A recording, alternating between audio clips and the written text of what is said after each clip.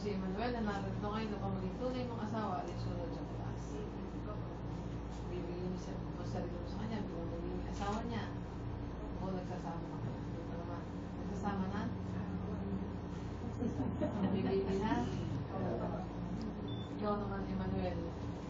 Kusang loob, sariling kusa, voluntaryo sa iyo ang pagparito sa hukumang ito pampakasala si Kailen.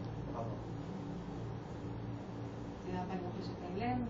Narito ngayon upang maging tunay mong asawa at isunod sa batas. Bibigyan mo sarili mo sa kanya, nabili na.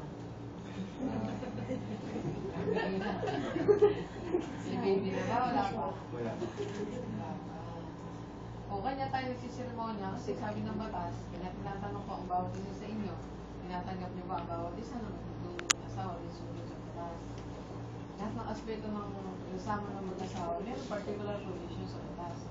Wala kayong kilos o galaw na walang particular provision sa batas. Wala kayong ikikilos, wala kayong igagalaw na walang batas. Lahat ng galaw at kilos niyo mayroong batas, provision sa family code o civil code tungkol sa pagka-relasyon ng mag-asawa. Ha? O tinanong ko kanina, ibibigay mo ba sarili mo sa kanya bilang magiging asawa? Kasi marital obligation mo yun. As a wife, as a husband.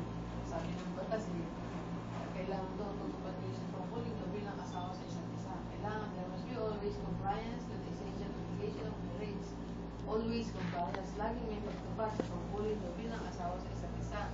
O katulad nung sabi ng batas, one of the marital obligation ng husband and wife, kailangan there must be intimacy, there must be sexual act, and there must be procreation. So yun din, nasa batas yun, hindi yung pagkasama ng mag-asawa yung sarili yung ano lang yun. Sabi ng batas, obligasyon nyo yun, as a wife and as a husband. Laging mayroong pagtupad, kasi daw pag hindi na tumutupad sa tungkulin nyo bilang asawa sa isa't isa, meron kayong personality disorder at psychologically incapacitated na kayo to perform the essential obligation of marriage.